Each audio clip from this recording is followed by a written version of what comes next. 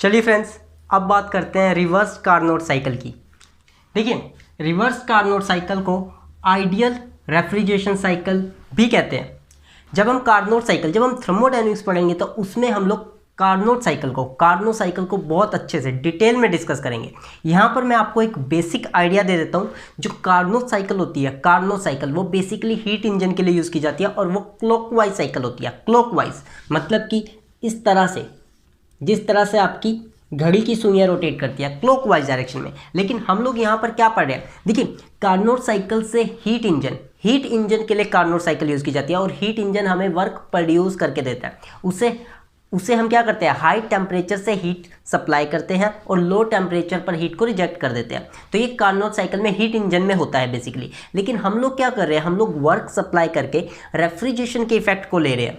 तो हम क्या करेंगे, लोअर टेम्परेचर से हीट को उठाकर उसे हायर टेम्परेचर पर फेंक देंगे, हायर टेम्परेचर पर रिजेक्ट कर देंगे। इसे हम लोग डिटेल में डिस्कस करेंगे। यहाँ पर देखिए, ये आपकी जो साइकिल होगी ये क्या होगी, वर्क कंज्यूमिंग साइकिल होगी। ध्यान रखिए, रिवर्स कार्नोट साइकिल अगर सिंपल कार्नोट साइकिल है तो वो वर्क प्रोड्यूसिंग साइकिल है। लेकिन अगर रिवर्स कार्नोट साइकिल की बात की जाए तो ये क्या करती है, ये वर्क को एब्जॉर्ब करती है और रेफ्रिजरेशन इफेक्ट प्रोड्यूस करती है। तो ये एंटी क्लॉकवाइज, ध्यान रखिएगा, एंटी क्लॉकवाइज डायरेक्शन में दिखाई जाती है रिवर्स कार्नोट साइकिल। आपके जितने भी वर्क एब्जॉर्बिंग डिवाइसेस होते हैं ना, जितने भी वर्क एब्जॉर्बिंग डिवाइस है वो आपके एंटी क्लॉकवाइज डायरेक्शन में होंगे और आपके वर्क प्रोड्यूसिंग डिवाइसेस हमेशा क्लॉकवाइज डायरेक्शन में बनाए जाते हैं। ये हम थर्मोडायनेमिक्स में बहुत अच्छे से पढ़ेंगे। तो यहाँ पर देखिए, ये बेसिकली जो आपको ध्यान में रखना है, रिवर्स कार्नोट साइकिल की बेसिकली चार प्रोसेस। दो प्रोसेस होती है हमारी कांस्टेंट टेम्परेचर यानी कि आइसोथर्मल, और दो प्रोसेस होती है हमारी कांस्टेंट एंट्रोपी।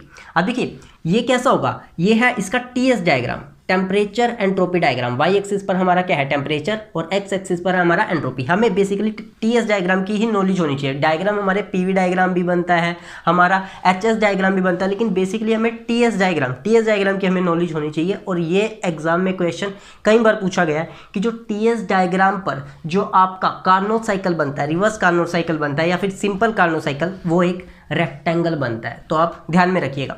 अब देखिए, दो आपकी है आइसोथर्मल प्रोसेस और दो है आपकी कांस्टेंट एंट्रोपी यानी कि आपकी आइसेंट्रोपिक प्रोसेस।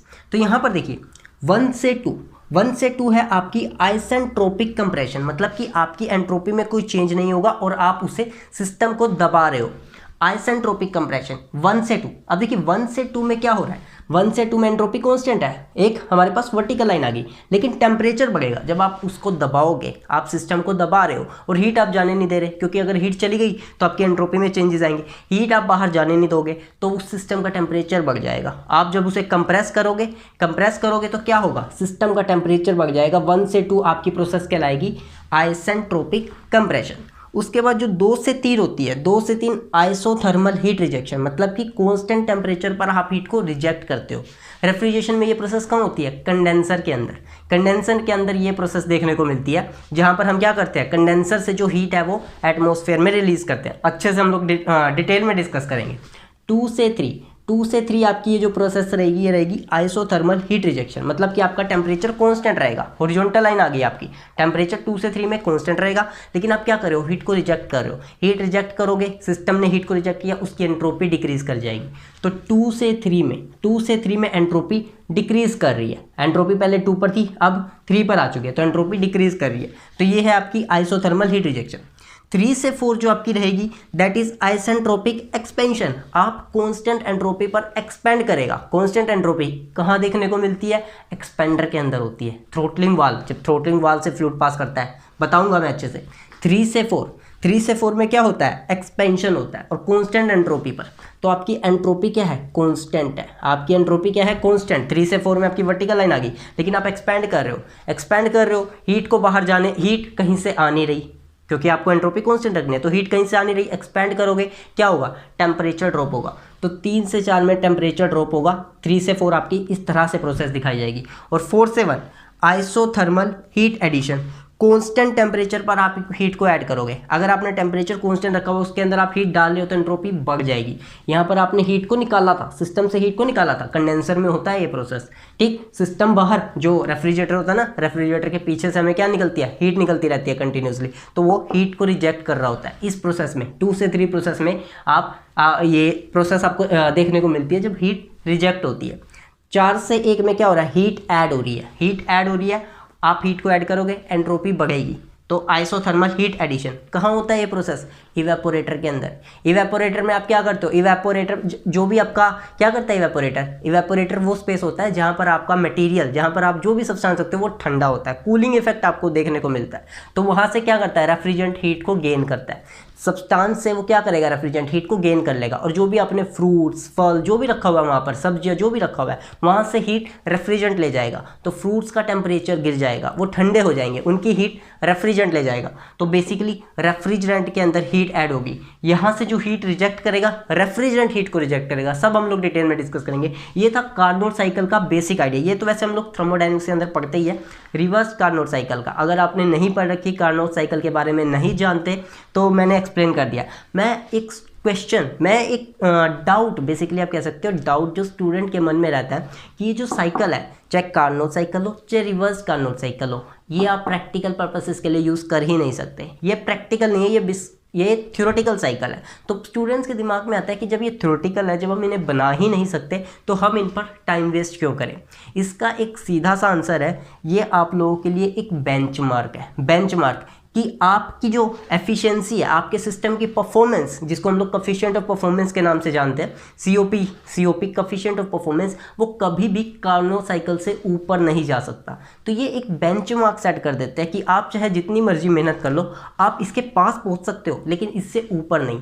कार्नोट साइकिल से ज़्यादा आपका सिस्टम एफिशिएंट हो ही नहीं सकता, उसकी परफॉर्मेंस हो ही नहीं सकती। तो एक बेंचमार्क सेट हो गया, ठीक। एग्जाम्पल के लिए अगर मैं बोलूँ कि आपका जो पेपर है वो 100 मार्क्स का होता है, 100 मार्क्स का, लेकिन एग्जाम में 100 मार्क्स आते हैं नहीं। हम क्या सोचते हैं कि टॉपर्स के कितने मार्क्स हैं, पिछले साल टॉपर के कितने आए थे, पिछले साल टॉपर के 95 मार्क्स आए थे, तो मुझे 95 तक लेके आना है कि अगर मैं 95 तक स्कोर करता हूँ तो मैं भी टॉप बन सकता हूँ, मैं भी टॉप कर सकता हूँ। तो एक क्राइटेरिया, एक बेंचमार्क सेट हो जाता है कार्नोट साइकिल के थ्रू, और यहाँ रेफ्रिजरेशन में रिवर्स कार्नोट साइकिल के थ्रू। चलिए फ्रेंड्स आगे देखते हैं, अब आगे हमारे पास कौन सी टर्म आती है। अब देखिए friends, efficiency of heat engine. देखिए जो हीट इंजन की बेसिक साइकिल होती है वो क्या करता है, वो 2 टेम्परेचर पर, एक हाई टेम्परेचर और एक लो टेम्परेचर, यहाँ काम करता है। हाई टेम्परेचर यानी कि सोर्स, इसे हम लोग बोलते हैं सोर्स, कि वो सोर्स से हीट ऐड करता है, और लोअर टेम्परेचर यानी कि आपका सिंक, यानी कि लो टेम्परेचर पर हीट को रिजेक्ट करता है। हाई टेम्परेचर से हीट को एब्जॉर्ब करेगा और लोअर टेम्परेचर पर हीट को रिजेक्ट कर देगा, और क्या करेगा, हमें देगा वर्क प्रोड्यूस करके, वर्क हमें प्रोड्यूस करके देगा। तो इसकी एफिशिएंसी, मतलब ये कितना एफिशिएंट है, ये हमें कितनी, इसकी परफॉर्मेंस क्या है, वो हम लोग निकालते हैं। देखिए एफिशिएंसी बेसिकली अगर आपके लिए कोई भी डिवाइस हो, उसका एफिशिएंसी कैसे आप मेजर करोगे, उसकी एफिशिएंसी कैसे मेजर करोगे, आउटपुट अपॉन इनपुट, कि आपको मिला क्या, बदले में आपने दिया क्या। तो आउटपुट हमें क्या मिला, वर्क डन, हमें मिला वर्क डन। हीट इंजन हमें वर्क डन प्रोड्यूस करके देता है। जैसे कि आपके व्हीकल्स होते हैं, मोटरसाइकिल होते हैं, वो क्या करते हैं, वो पेट्रोल से हीट को लेंगे, केमिकल एनर्जी को लेंगे, हीट को लेंगे, और हमें वर्क प्रोड्यूस करके देंगे। व्हीकल एक प्लेस से दूसरे प्लेस पर मूव करता है, तो फोर्स इंटू में डिस्टेंस, हमें वर्क डन मिलता है, ठीक। तो वर्क डन, और हमने देना क्या पड़ा, हमें सोर्स से हीट को देना पड़ा, तो that is QH, work done upon में हीट सप्लाइड। तो ये बेसिकली फॉर्मूला हो जाएगा एफिशिएंसी ऑफ हीट इंजन। अब देखिए, अगर मैं फर्स्ट लॉ ऑफ थर्मोडायनेमिक्स, जो basically law of conservation of energy की बात करता है, उसको अप्लाई करता हूँ। यहाँ पर देखिए क्या हो रहा है, Q हायर दी गई, उसने Q लोअर को रिजेक्ट कर दिया और बदले में वर्क डन प्रोड्यूस करके दिया। तो मतलब आपका क्या हुआ, जो आपका Q हायर है, Q हायर वो किसके बराबर होगा, W प्लस Q लोअर। तो यहाँ से आपका law of conservation of energy, energy can neither be created nor be destroyed but it can be transform from one form to another. तो यहाँ से एनर्जी लेगा और यहाँ रिजेक्ट कर देगा। तो QH इज इक्वल टू में W प्लस QL, ठीक। तो यहाँ से आपके पास QH माइनस QL, ये आपके पास आ जाएगा वर्क डन के बराबर। तो बस आप यहाँ पर ये वैल्यू पुट कर सकते हो। तो W की जगह पर आप क्या लिख सकते हो, W is QH minus QL divided by QH minus QL divided by QH, that is the efficiency. और अगर आप फर्दर इसे अलग अलग करना चाहो, सेपरेट करना चाहो, तो QH अपॉन में QH माइनस QL अपॉन में QH, ये आपका किसके बराबर हो जाएगा, ये आपका बराबर हो जाएगा 1 माइनस Q लोअर अपॉन में Q हायर। तो ये बेसिक फॉर्मूला आपको ध्यान में रखना है। आप चाहे इस फॉर्मूले को ध्यान में रखो, चाहे आप इस फॉर्मूले को ध्यान में रखो, बट आपको इन दोनों में से कोई एक फॉर्मूला ध्यान में रखना है। आपके डायरेक्ट क्वेश्चंस आते हैं। COP, देखिए अभी हम बात करेंगे कफिशिएंट ऑफ परफॉर्मेंस की, COP ऑफ रेफ्रिजरेटर की। होता क्या है, यहाँ पर हम लोग हीट इंजन पढ़ क्यों रहे हैं, रिवर्स कार्नोट साइकिल में। यहाँ पर ये कार्नोट साइकिल का है, जो हीट इंजन है वो बेसिकली कार्नोट साइकिल की एप्लीकेशन, कार्नोट साइकिल को यूज़ करते हैं हम लोग हीट इंजन में। तो हम यहाँ पर इसलिए पढ़ रहे हैं क्योंकि ये हमें वर्क प्रोड्यूस करके दे रहा है। और आपके न्यूमेरिकल्स में कई बार ऐसा देखा जाता है कि यही वर्क रेफ्रिजरेटर को दे दिया जाता है, जहाँ से फिर वो क्या करता है, वो रेफ्रिजरेशन का इफेक्ट प्रोड्यूस करता है, ठीक। और इनके बीच में coefficient of performance of refrigerator और हीट इंजन, इनके बीच में आपस में रिलेशन, हीट पंप भी हम लोग पढ़ेंगे तो इनके बीच में डायरेक्ट रिलेशन भी होता है, तो वो सब हमें पढ़ना होता है। तो ये है बेसिकली हमें एफिशिएंसी ऑफ हीट इंजन। चलिए अब देखते हैं coefficient of performance of refrigerator and heat pump. देखिए फ्रेंड्स, अब बात करते हैं COP of refrigerator and COP of heat pump. अब देखिए COP ऑफ रेफ्रिजरेटर ये किस तरह से काम करता है। ये भी आपके दो टेम्परेचर पर, एक हायर टेम्परेचर और एक लोअर टेम्परेचर पर काम करेगा।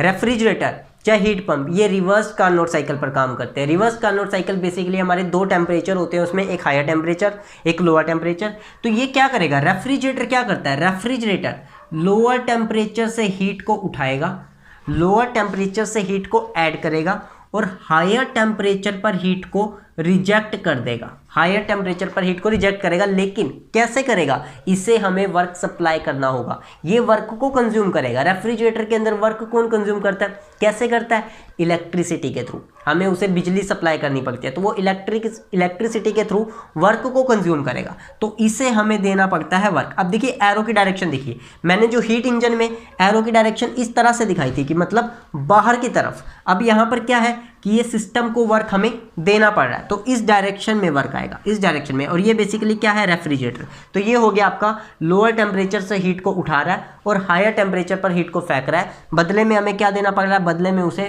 वर्क डन देना पड़ रहा है, बदले में उसको वर्क कंज्यूम, वो सिस्टम वर्क को कंज्यूम कर रहा है। तो ये होती है बेसिकली साइकिल किसकी, reverse Carnot cycle for refrigerator. ऐसी ही साइकिल, सेम साइकिल हमारी रहती है हीट पंप के लिए। उसमें देखिए क्या रहता है, यहां पर मैं दोनों साथ साथ बना रहा हूं ताकि आप इनके बीच में डिफरेंशिएट कर सको, आपको पता चल सके कि इनमें बेसिकली डिफरेंस है किस चीज का। देखिए ये भी लोअर टेम्परेचर से हीट को उठाएगा, लोअर टेम्परेचर से हीट को उठाएगा, और ये है बेसिकली हीट पंप। और हायर टेम्परेचर पर हीट को क्या करेगा, रिजेक्ट करेगा। यानी कि दोनों की वर्किंग क्या रहेगी, सेम रहेगी। इसे भी क्या देना होगा, इसे भी हमें वर्क देना होगा। यहाँ पर देखिए ये रेफ्रिजरेटर के लिए है, ये हीट पंप के लिए है। जो आपका हीट पंप है ये भी क्या कर रहा है, लोअर टेम्परेचर से हीट को ऐड कर रहा है, हीट को उठा रहा है और हायर टेम्परेचर पर हीट को फेंक रहा है। लेकिन बदले में क्या देना पड़ रहा है उसे, इलेक्ट्रिसिटी, वर्क कंज्यूम कर रहा है, ठीक। अब यहाँ पर इनमें बेसिक डिफरेंस क्या है, इनकी वर्किंग में कोई डिफरेंस नहीं है, इनकी वर्किंग में कोई डिफरेंस नहीं है, डिफरेंस है इनके मकसद में। यहाँ पर रेफ्रिजरेटर का जो मोटिव है हमारा कि वो क्या करे, रेफ्रिजरेटर लोअर स्पेस से हीट को उठाए, क्योंकि हमारे जो फल फ्रूट्स वेजिटेबल्स जो भी हमने रेफ्रिजरेटर के अंदर रखे, हम चाहते हैं उनका टेम्परेचर और कम हो जाए, जितना उनका टेम्परेचर है उनका टेम्परेचर हमें कम करना है, तो वहाँ से हीट को उठाना है, हीट को निकालना है ताकि उनका टेम्परेचर ड्रॉप हो जाए। तो हमारा मकसद क्या रहता है, QN, ये हो, इसको उठाना है, ठीक। अगर मैं बात करूँ हीट पंप, HP मतलब हिंदुस्तान पेट्रोलियम नहीं है, HP यहाँ पर है हीट पंप, ठीक। तो इसका क्या मकसद है कि जो आपका स्पेस है उसे गर्म करना। हम बेसिकली विंटर में यूज़ करते हैं, हीटर होता है ना, हीटर की तरह हम लोग यूज़ करेंगे हीट पंप को। क्या करना है, हमारा जो स्पेस है उसे और गर्म करना है, ठीक। तो विंटर के केस में क्या है, बाहर टेम्परेचर कम है, बाहर टेम्परेचर सपोज कीजिए विंटर के केस में 5 डिग्री सेल्सियस, अंदर रूम का टेम्परेचर, कमरे का टेम्परेचर मान लीजिए 20 डिग्री सेल्सियस 20। तो मैं चाहता हूँ कि जो मेरा कमरा है ये और गर्म हो जाए, सर्दियों में मैं और गर्म करना चाहता हूँ, तो मैं क्या करूँगा, लोअर स्पेस से हीट को उठाऊंगा और हायर टेम्परेचर पर हीट को फेंक दूंगा, हायर टेम्परेचर पर क्या करूंगा, हीट को रिजेक्ट करूंगा। ये यहाँ पर मेरा जो मकसद है वो इससे है कि मेरे को क्यू हायर जो है वो हायर टेम्परेचर पर रिजेक्ट करनी है। हायर टेम्परेचर सर्दियों में मेरा रूम, मेरा कमरा जिसे मैं गर्म करना चाहता हूँ वो है मेरा हायर टेम्परेचर। मतलब लोअर टेम्परेचर क्या हुआ, कहाँ से हीट को उठा रहा है, एटमॉस्फेयर से। तो आपका जो लोअर टेम्परेचर है वो क्या है, atmosphere. In case of heat pump में लोअर टेम्परेचर यानी कि एटमॉस्फेयर से हीट को उठाएगा और कमरे के अंदर हीट को फेंक देगा, जिससे कमरा गर्म हो जाएगा, कमरे का टेम्परेचर थोड़ा सा बढ़े, इंक्रीज हो। ठीक, तो ये काम होता है हीट पंप के केस में। रेफ्रिजरेटर के केस में क्या हुआ, लोअर टेम्परेचर से हीट को उठा के हायर टेम्परेचर पे फेंक रहा है। हायर टेम्परेचर क्या है, जो रेफ्रिजरेटर होता है उसके पीछे से गर्मी निकलती रहती है, मतलब क्या, एटमॉस्फेयर में हीट को फेंका जा रहा है। तो यहाँ पर ये जो हायर टेम्परेचर है ये आपका एटमॉस्फेयर है, एटमॉस्फेयर ध्यान में रखिएगा। और यहाँ पर आपका जो लोअर टेम्परेचर है हीट पंप के केस में वो भी आपका क्या है, एटमॉस्फेयर। तो ये होता है बेसिकली, इनकी साइकिल में किसी भी तरह का चेंज नहीं है। हीट पंप वो भी इलेक्ट्रिसिटी से चलेगा, रेफ्रिजरेटर इलेक्ट्रिसिटी से चलेगा। लोअर टेम्परेचर से हीट को उठा के हायर टेम्परेचर पर हीट को रिजेक्ट किया जा रहा है बाय कंज्यूमिंग वर्क को कंज्यूम करके। ठीक, तो ये है बेसिकली इनकी साइकिल। अब बात कर लेते हैं इनकी परफॉर्मेंस की, कि सीओपी क्या है, इनका कोफिशिएंट ऑफ परफॉर्मेंस कैसे निकाला जाएगा। अब देखिए यहाँ पर हम लोग कोफिशिएंट ऑफ परफॉर्मेंस टर्म को यूज़ कर रहे हैं, हम लोग एफिशिएंसी को यूज़ नहीं कर रहे। होता क्या है, जो हीट इंजन है, हीट इंजन की जो एफिशिएंसी होती है वो 1 से या फिर आप कहो 100% से कम रहती है। ठीक, क्योंकि उसने जितनी हीट एब्जॉर्ब की है सारी की सारी हीट का वो वर्क प्रोड्यूस नहीं कर रहा, कुछ हीट को वो रिजेक्ट कर रहा है, जिसकी वजह से एफिशिएंसी 100% नहीं मिल रही। अगर वो जितनी हीट को एब्जॉर्ब करे उतनी ही हीट को वर्क में कन्वर्ट कर देता है तो उसकी एफिशिएंसी 100% है, लेकिन उसने लोअर टेम्परेचर पर कुछ हीट रिजेक्ट कर दी, 100% नहीं मिलती। सीओपी के केस में क्या होता है, सीओपी आपका 1 से ज़्यादा आता है, 1 से ज़्यादा। अब एफिशिएंसी 1 से ज़्यादा है तो ये बात मतलब 100% से ज़्यादा आ रही है एफिशिएंसी, तो ये चीज़ डाइजेस्ट नहीं होती। तो हम क्या करते हैं, नई टर्म लेके आते हैं, कोफिशिएंट ऑफ परफॉर्मेंस, जिसकी वैल्यू 2, 3, 4 इतनी आ जाती है हमारे पास। तो ठीक है, इनकी सीओपी निकालते हैं। सबसे पहले मैं निकालता हूँ सीओपी ऑफ रेफ्रिजरेटर। सीओपी का मतलब क्या हुआ, coefficient of performance of refrigerator. कितना होगा, देखिए क्या होता है, कोफिशिएंट ऑफ परफॉर्मेंस निकालना हो, एफिशिएंसी निकालना हो, क्या, आउटपुट अपॉन इनपुट। मैं अगर बात करता हूँ तो आउटपुट अपॉन इनपुट, ये आपके पास कोफिशिएंट ऑफ परफॉर्मेंस रहेगा। ठीक, आउटपुट क्या है कि मुझे क्या चाहिए, मुझे चाहिए क्यू लोअर, कम स्पेस से, रेफ्रिजरेटर के केस में कम स्पेस से हीट को उठाना है। जो फ्रिज में, रेफ्रिजरेटर में जो फ्रूट्स रखे हैं उन वहाँ से हीट को निकालना है, तो मेरे को QL उठाना है। QL मैंने उठाया, बदले में क्या करना पड़ेगा, क्या दिया, इलेक्ट्रिसिटी यानी कि वर्क दिया, W दिया, W। तो QL अपॉन में W, ये क्या आ गई, COP ऑफ रेफ्रिजरेटर। इसको फर्दर क्या कर सकते हो आप, यहाँ पर देखिए, अगर मैं इसमें first law of thermodynamics, law of conservation of energy, लगाऊं, देखिए QL सिस्टम में जा रहा है, W सिस्टम में जा रहा है और QH बाहर निकल रहा है। तो QL ये भी सिस्टम को मिला प्लस W ये भी सिस्टम को मिला, गया क्या सिस्टम से बाहर, QH, law of conservation of energy, जितनी एनर्जी आई उतनी ही चली गई। ये मैंने लगाया तो आपके पास W की वैल्यू फिर से क्या निकल कर आ गई, QH माइनस QL। तो आप ये फॉर्मूला यहाँ पर रख सकते हो। Q लोअर का आपके पास क्या फॉर्मूला, Q लोअर अपॉन में W यानी कि Q higher minus Q lower. तो ये आपके पास आ गई COP of refrigerator, that is the COP of refrigerator, Q lower upon में Q higher minus Q lower. अब COP ऑफ हीट पंप, निकाल लेते हैं। तो यहाँ पर इसको मैं रब कर देता हूँ, आप प्रॉपर नोट्स बनाते रहिए फ्रेंड्स, और किसी तरह की प्रॉब्लम हो मेंशन कर देना कमेंट में। यहाँ पर देखिए,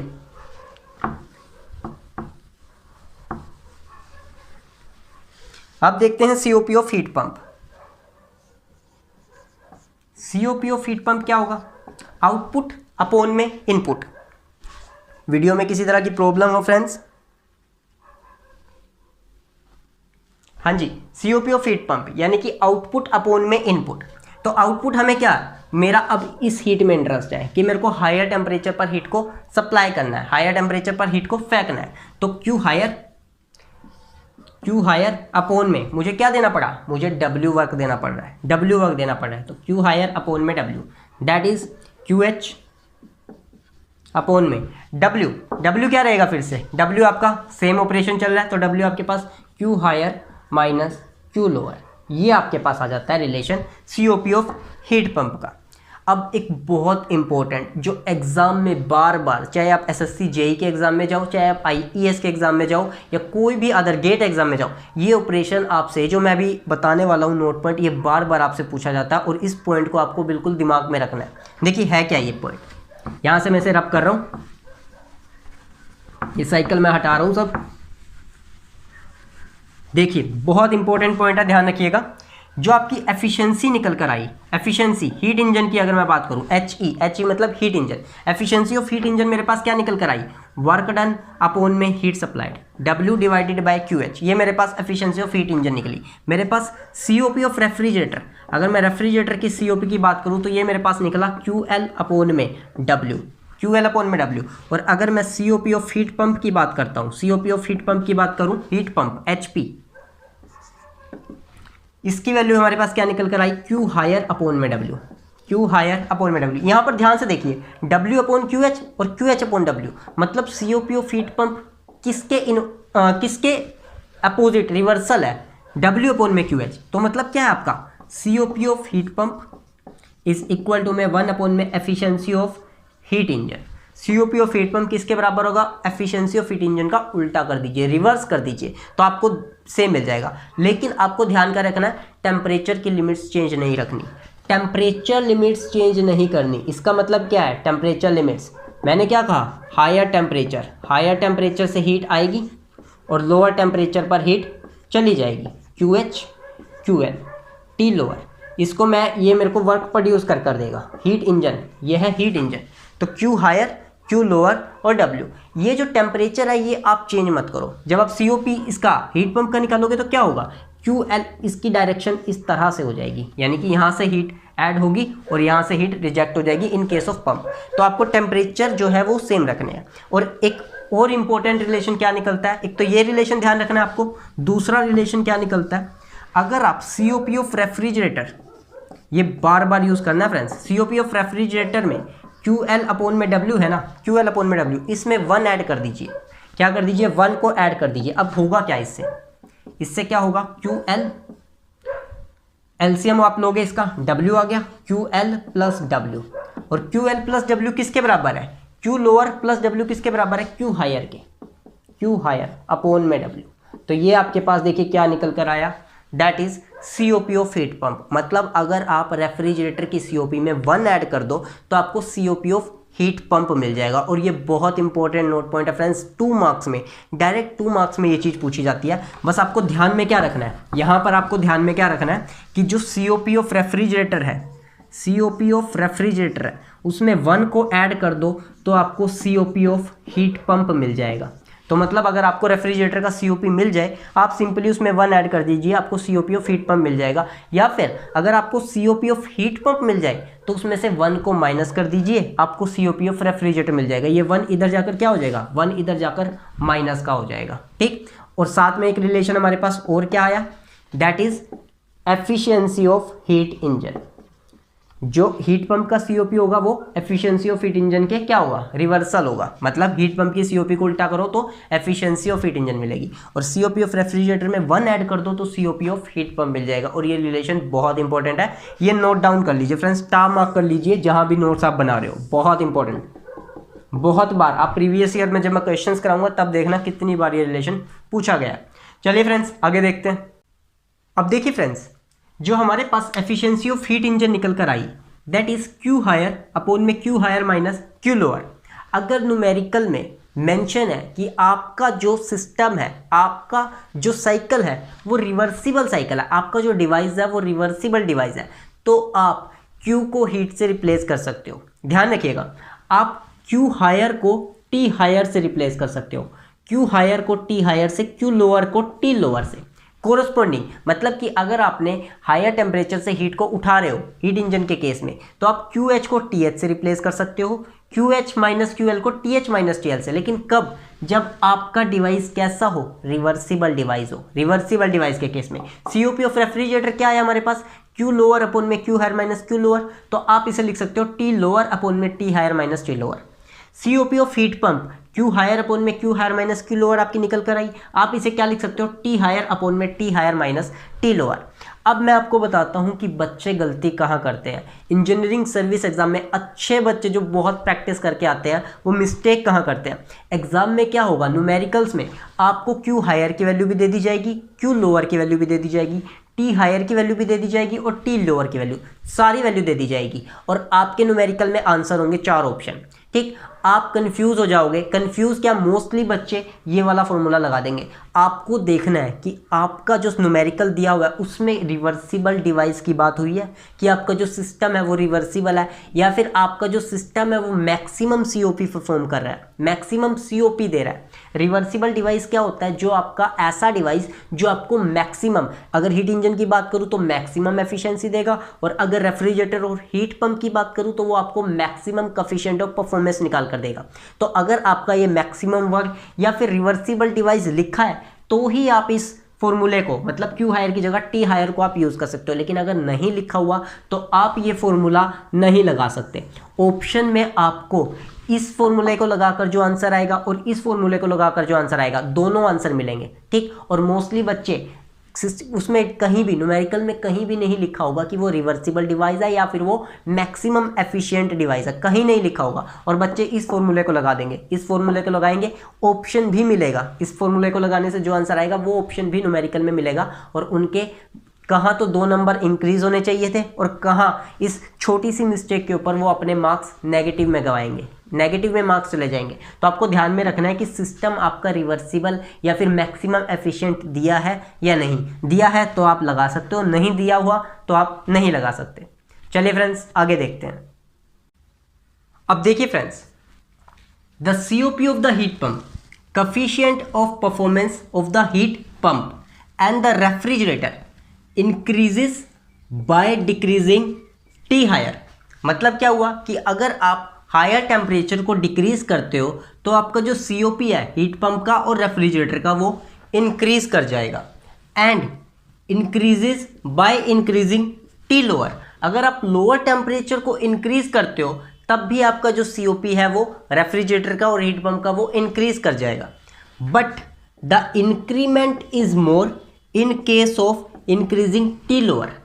लेकिन यहाँ पे वो क्या कह रहा है कि अगर आप, यहाँ पर देखिए पहले उसने क्या कहा कि अगर आप हायर टेम्परेचर को डिक्रीज करते हो तो सीओपी बढ़ जाएगा, और फिर कहता है कि अगर आप लोअर टेम्परेचर को इंक्रीज करो तो भी आपका सीओपी बढ़ जाएगा। लेकिन अगर आप लोअर टेम्परेचर को इंक्रीज करते हो तो आपका सीओपी ज़्यादा बढ़ेगा एज कंपेयर टू अगर आप हायर टेम्परेचर को डिक्रीज करते हो।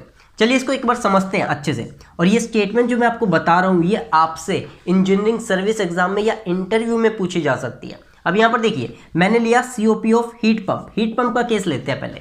हीट पंप की सीओपी कोफिशिएंट ऑफ परफॉर्मेंस का क्या फॉर्मूला है, that is Q higher upon में work done. Q higher upon में वर्क डन, या फिर work consume by the system, कितना सिस्टम वर्क कंज्यूम करता है। तो क्यू हायर, इसे मैं कैसे लिख सकता हूँ, क्यू हायर अपॉन में Q higher minus Q lower. और अगर मेरा सिस्टम रिवर्सिबल है, मैक्सिमम एफिशिएंट है, तब क्यू एच को मैं किससे रिप्लेस कर सकता हूँ, टी हायर अपॉन में T higher minus T lower से। यहाँ पर देखिए अब वो क्या कहता है कि या तो आप हायर टेम्परेचर को कम कर लो या लोअर टेम्परेचर को बढ़ा लो, आपकी जो सीओपी है, आपका जो कोफिशिएंट ऑफ परफॉर्मेंस है उसने बढ़ना ही बढ़ना है। चलिए एग्जांपल के थ्रू मैं आपको समझाता हूँ। पहले मैं क्या करता हूँ, हायर टेम्परेचर को कम करता हूँ, हायर टेम्परेचर को डिक्रीज करता हूँ।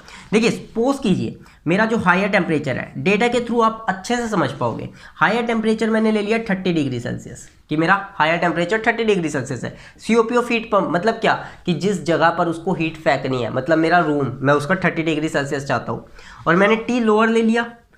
टी लोअर मेरा क्या हुआ, 20 डिग्री सेल्सियस, मतलब कि वो बाहर से हीट उठाकर अंदर फेंक रहा है। ठीक, सर्दियों में हम लोग यूज़ करते हैं, बाहर का टेम्परेचर मैंने 20 डिग्री सेल्सियस कर लिया। वैसे इतना होता नहीं है, कम होता है, बट डेटा के लिए।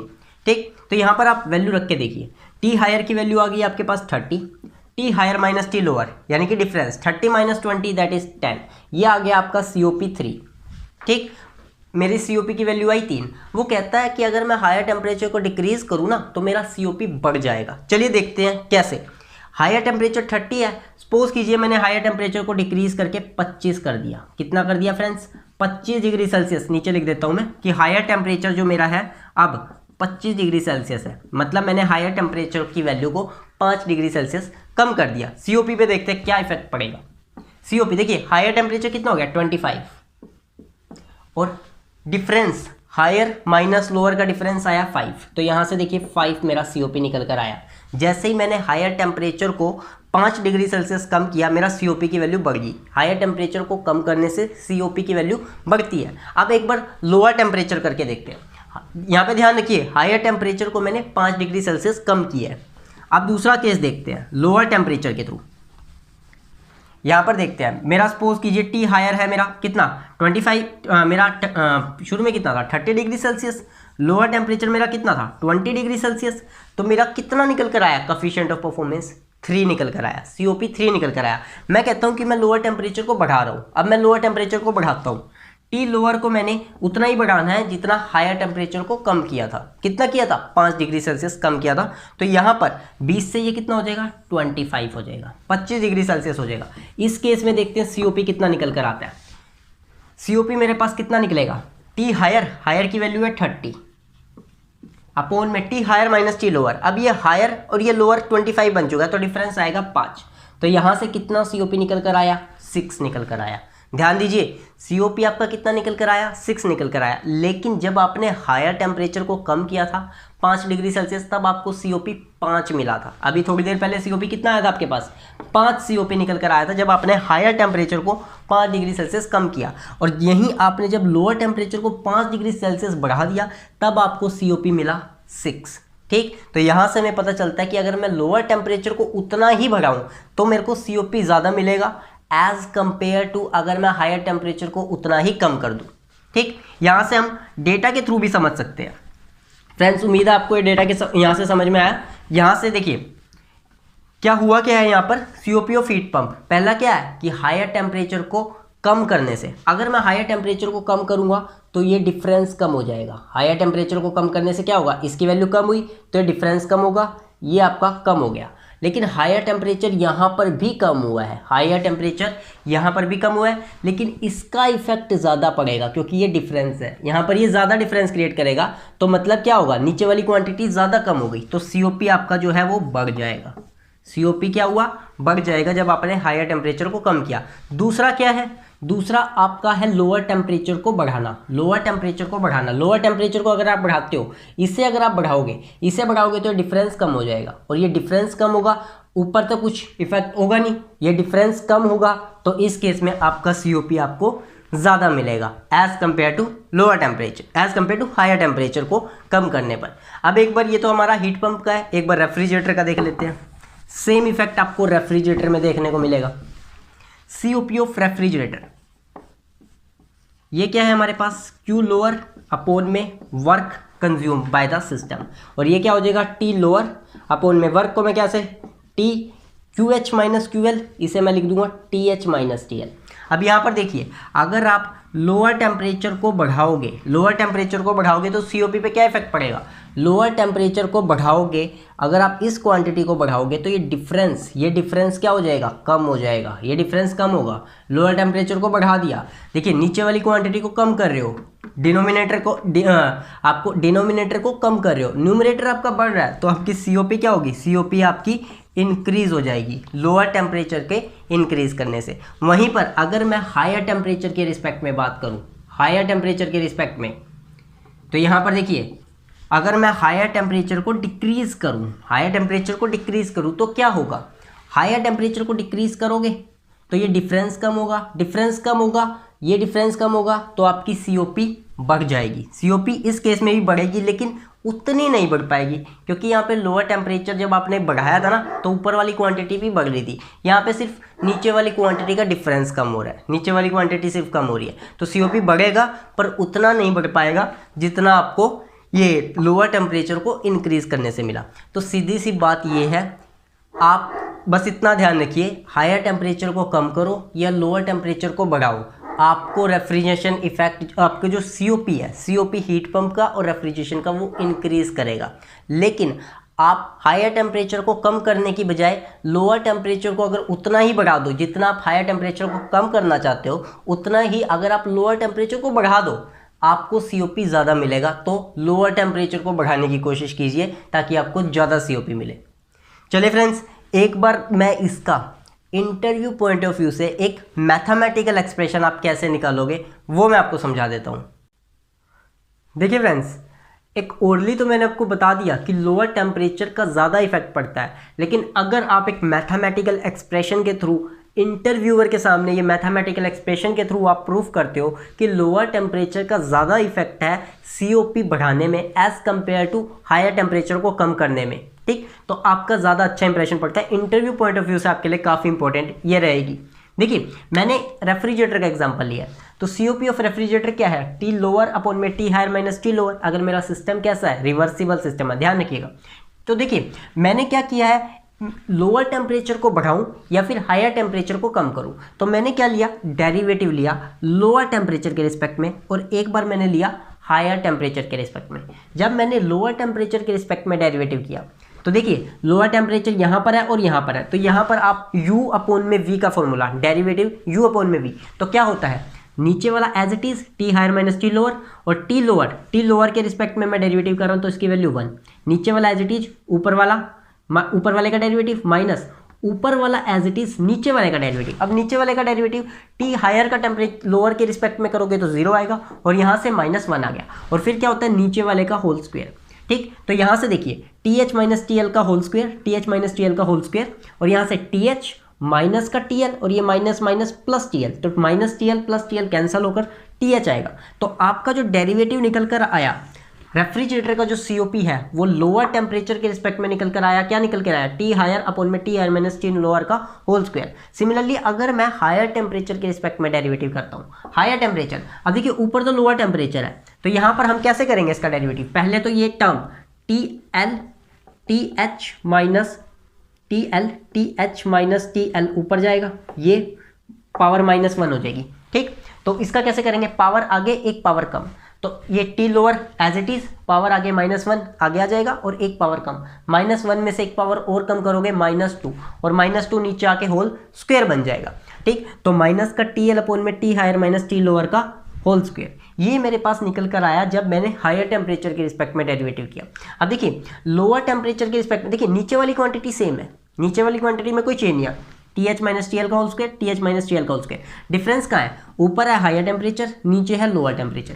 अब यहाँ पर हायर टेम्परेचर की वैल्यू ज़्यादा है, लोअर टेम्परेचर की वैल्यू कम है, तो इस केस में आपका ज़्यादा निकल कर आएगा, इस केस में आपका कम निकल कर आएगा। COP ऑफ रेफ्रिजरेटर मतलब लोअर टेम्परेचर के रिस्पेक्ट में उसका ज़्यादा इफेक्ट पड़ता है as compare to higher temperature. यहाँ पर माइनस साइन में कंफ्यूज मत होइएगा, माइनस साइन किस लिए रिप्लेस हो रहा है, देखिए अगर आप हायर टेम्परेचर बढ़ाओगे, हायर टेम्परेचर को बढ़ाओगे तो COP डिक्रीज करेगी, ये उसे शो कर रहा है। हायर टेम्परेचर के बढ़ाने से COP पर क्या होगा, COP कम होगी, और लोअर टेम्परेचर को बढ़ाने से COP बढ़ेगी, इसलिए यहाँ पर पॉजिटिव आया, इसलिए और यहाँ पर नेगेटिव आया। तो यहाँ पर एक जनरल से एक्सप्रेशन मैं लिख देता हूँ, यहाँ पर जनरल से एक्सप्रेशन क्या होगा, अगर आप इनका मोड लेते हो COP of refrigerator with respect to में लोअर टेम्परेचर, इसका जो मोड आएगा वो आपका ज़्यादा मिलेगा as compare to COP of refrigerator upon में T हायर के केस में, ठीक। तो ये आपका ज़्यादा आ रहा है लोअर के केस में एज कंपेयर टू हायर के केस में, ये ज़्यादा रहेगा। तो ये आप एक्सप्रेशन कर सकते हो इंटरव्यूअर के सामने, आप उसे अच्छा इंप्रेशन दे सकते हो। IIT का अगर आप इंटरव्यू देते हो गेट एग्जाम क्रैक करने के बाद, या इंजीनियरिंग सर्विस एग्जाम का, तो ये आप डेरिवेशन करते हो तो आपका ज़्यादा इफेक्ट पड़ता है, ठीक। अब आपके लिए होमवर्क क्या है, ये मैंने किया रेफ्रिजरेटर के लिए, COP ऑफ रेफ्रिजरेटर। आपके लिए वर्क क्या रहेगा कि आपको हीट पंप के लिए, यानी कि यहाँ पर T हायर अपॉन में T higher minus T lower करके आपको फाइंड आउट करना है कि किसका मैग्नीट्यूड ज़्यादा आ रहा है। मैग्नीट्यूड इसी का ज़्यादा आएगा, हीट पंप के केस में लोअर टेम्परेचर बढ़ाने से इसी का इफेक्ट ज़्यादा मिलेगा, पर आपको ये प्रूफ करना है। और अगर नहीं समझ में आया तो कमेंट बॉक्स में करना, अगर नहीं कर पाए तो कमेंट बॉक्स में मेंशन कर देना, मैं उसके लिए अलग से वीडियो बना दूंगा। अब यहाँ पर मैं एक बात और डिस्कस कर देता हूँ कि जो आपकी एफिशिएंसी है, हीट इंजन की जो एफिशिएंसी है, एफिशिएंसी ऑफ हीट इंजन, उसका फॉर्मूला क्या था आपके पास, वर्क डन अपॉन में heat supplied, work done upon में heat supplied, that is work done को मैं क्या लिख सकता हूँ, QH माइनस QL अपॉन में QH। और अगर मैं इसको, ये मेरा कैसा सिस्टम हो, रिवर्सिबल हो, मैक्सिमम एफिशिएंसी देने वाला सिस्टम हो, तो T higher minus T lower upon में T हायर, ये हो। तो इस केस में क्या होगा, आप हायर टेम्परेचर को बढ़ाओगे, अगर आप हायर टेम्परेचर को बढ़ाते हो तो आपकी एफिशिएंसी बढ़ेगी। ध्यान रखना, हायर टेम्परेचर को बढ़ाओगे तो एफिशिएंसी बढ़ेगी, लोअर टेम्परेचर को बढ़ाओगे तो एफिशिएंसी कम हो जाएगी। ये ध्यान में रखना है आपको, ठीक। यहाँ से आप कर भी सकते हो फाइंड आउट कि हायर टेम्परेचर को बढ़ाओगे तो ये डिफरेंस बढ़ जाएगा। देखिए बता देता हूँ, हायर टेम्परेचर को बढ़ाओगे तो ये डिफरेंस क्या होगा, डिफरेंस बढ़ जाएगा, तो ये सीओपी क्या होगा, सीओपी इंक्रीज करेगा, ये ऊपर वाली क्वांटिटी इंक्रीज हुई। लेकिन ये जो हायर टेम्परेचर है, ये हायर टेम्परेचर है, ये भी इंक्रीज कर रहा है, लेकिन इसका ज़्यादा इफेक्ट रहेगा, तो आपकी जो हीट इंजन की जो एफिशिएंसी है वो बढ़ेगी। लोअर टेम्परेचर को इंक्रीज करोगे, एफिशिएंसी डिक्रीज कर जाएगी। लोअर टेम्परेचर को बढ़ाओगे, लोअर टेम्परेचर को बढ़ाने से ये डिफरेंस कम हो जाएगा, डिफरेंस कम होगा, ऊपर वाली क्वांटिटी क्या होगी, कम हो जाएगी, ऊपर वाली क्वांटिटी कम होगी तो एफिशिएंसी कम हो जाएगी। तो ये ध्यान में रखना, ये न्यूमेरिकल्स में एज इट इज स्टेटमेंट में आपसे पूछ लिए जाते हैं। चलिए फ्रेंड्स आगे देखते हैं।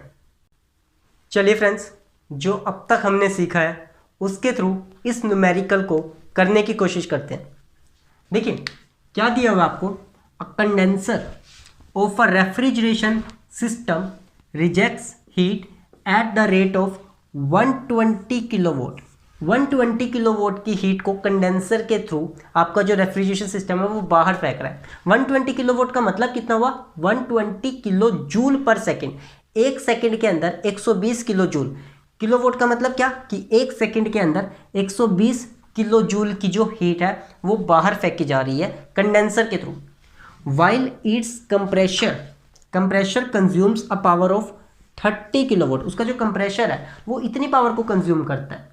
The COP of the system would be, आपको बताना है coefficient of performance of the system क्या होगा। रेफ्रिजरेशन सिस्टम है, आपको उसका क्या निकालना है, कोफिशिएंट ऑफ परफॉर्मेंस। चार ऑप्शन आपको दे दिए, 1/4, 3, 1/3 एंड 4। ठीक, मैं रेफ्रिजरेशन सिस्टम की अगर मैं साइकिल की बात करूं, रेफ्रिजरेशन सिस्टम की साइकिल किस तरह काम करती है, ये आपका हायर टेम्परेचर, ये आपका रेफ्रिजरेटर, ये आपका लोअर टेम्परेचर। लोअर टेम्परेचर से QL उठाया और हायर टेम्परेचर पर हीट को फेंक दिया, और उसे क्या देना पड़ेगा, उसे आपको W की अमाउंट इतना वर्क देना पड़ेगा। तो आपका जो COP है, COP ऑफ रेफ्रिजरेटर कितना निकल कर आएगा, दैट इज QL अपॉन में वर्क डन, QL अपॉन में वर्क डन, आउटपुट अपॉन में इनपुट। इतनी अमाउंट की हीट उठानी है और उसे कितना वर्क दिया, अपॉन में। अब देखिए Q लोअर क्या है कि कितनी हीट एब्जॉर्ब की सिस्टम ने लोअर टेम्परेचर से। यहाँ पर कोई बात नहीं की गई उसकी। सबसे पहली गलती बच्चों की बता रहा हूँ, जो बच्चे मिस्टेक्स करते हैं एग्जाम में। 120 किलोवाट दिया हुआ है ना, उठाकर यहाँ रख देंगे 120। W ये पावर दे रखी है, इसको उठाकर यहाँ रख देंगे 30, और न्यूमेरिकल का आंसर निकाल देंगे 4 आपका आंसर निकाल देंगे। और देखिए D ऑप्शन में दे रखा है, गलती बता रहा हूँ, यहाँ पर देख करके देख लिए 120 और वर्क डन की वैल्यू 30 और COP निकाल दिया 4 और 4 D को टिक किया। 2 मार्क्स का क्वेश्चन इंजीनियरिंग सर्विस एग्जाम में, और नेगेटिव मार्किंग में चले गए। कहाँ तो 2 मार्क्स गेन करने थे, तो ये है गलत तरीका। ठीक, अब देखिए यहाँ पर क्या है, उसने कहा है हीट को रिजेक्ट किया है, 120 किलोवाट की हीट को रिजेक्ट किया कंडेंसर के थ्रू। रिजेक्ट किया मतलब रेफ्रिजरेटर्स के पीछे से जो गर्मी निकलती रहती है ना, जो हीट निकलती है, उसकी बात हो रही है। कंडेंसर के थ्रू वो रिजेक्ट करता है उस हीट को। तो यहाँ पर देखिए रिजेक्ट किया है, रिजेक्ट यानी कि ये QH की वैल्यू है, ये आपकी QH की वैल्यू है, 120 QH की वैल्यू। आपको QL की वैल्यू नहीं दी, आपको QL की वैल्यू निकालनी होगी। तो हमारे पास जो बेसिक फॉर्मूला है QH minus QL that is W के बराबर है, तो QH माइनस W QL के बराबर हो जाएगा। ठीक, QH की वैल्यू है 120, W की वैल्यू कितनी दे रखी है, कंप्रेशर, जो कंप्रेशर है, कंप्रेशर वो पावर को कंज्यूम करता है, मतलब इलेक्ट्रिसिटी के थ्रू चलता है कंप्रेशर। तो 30, तो यहाँ पे 120 माइनस 30 दैट इज 90, तो QL की वैल्यू कितनी आ गई, 90। QL की वैल्यू को अब यहाँ पर रखिए, अब यहाँ पर रखिए QL की वैल्यू को 90, तो 90 आपने यहाँ पर रखा। वर्क डन कितना है, वर्क डन सिस्टम ने वर्क डन कितना कंज्यूम कर रहा है सिस्टम, 30, तो यहाँ से आपके पास 3, इसके पास क्या आ जाएगा, COP ऑफ रेफ्रिजरेटर, तो मतलब कि B आंसर हो जाएगा। देखिए जो गलती बच्चे करते हैं मैंने वो भी बताई, और उसका ऑप्शन भी उन्हें मिल जाता है। गलती करते हैं और समझते हैं कि हमारा आंसर सही है। आपको समझना है यहाँ पर वो हीट को रिजेक्ट कर रहा है। इसी क्वेश्चन को एक सेकेंड मेथड से, ताकि आपका थोड़ा माइंड, थोड़ा आपका ब्रेन वॉश हो जाए, अच्छे से खुल जाए। अब देखिए साफ करना है ब्रेन, बिल्कुल खत्म नहीं कर देना।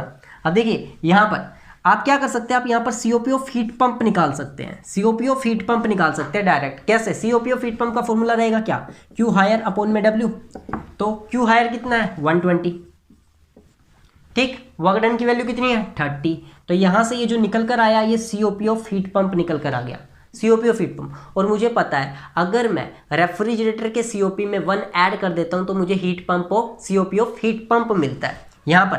तो यहाँ पर देखिए COP ऑफ रेफ्रिजरेटर प्लस 1 कर दूँ तो किसके बराबर होगा, COP ऑफ हीट पंप के बराबर होगा। ये मैंने आपको बताया था नोट पॉइंट करने के लिए। तो यहाँ पर हीट पंप की COP 4 आई है, इसमें से 1 माइनस कर दो, 4 में से 1 माइनस करूंगा तो मेरे पास रेफ्रिजरेटर की COP निकलेगी, 4 में से 1 माइनस करूंगा 3 आएगा, तो ये आंसर हो जाएगा। फ्रेंड्स आई होप कि आपको ये न्यूमेरिकल अच्छे से समझ में आ गया होगा। मैंने 2 मेथड बताए, गलती बताई है कि बच्चे मेजोरिटी बच्चे क्या करते हैं जब वो कंसेप्ट को अच्छे से डेवलप नहीं करते, उनका जिनका कंसेप्ट डेवलप नहीं होता वो इस तरह की गलती करते हैं जो आप नहीं करोगे, क्योंकि आपको अच्छे से पता चल चुका है। ठीक, तो आई होप आपको समझ में आ गया होगा। किसी भी तरह की प्रॉब्लम हो कमेंट बॉक्स में मेंशन कर देना, और फ्रेंड्स चैनल को सब्सक्राइब कर लेना, आपको रेगुलर अपडेट मिलती रहेगी और मुझे मोटिवेशन मिल जाएगा। वीडियो को एक बार लाइक कर देना, और मैं आपके साथ अपना व्हाट्सएप नंबर शेयर कर रहा हूँ जिस पर मैंने मैकेनिकल के लिए, स्पेशली मैकेनिकल के लिए व्हाट्सएप ग्रुप बना रखा है, दैट इज़ 8053918722।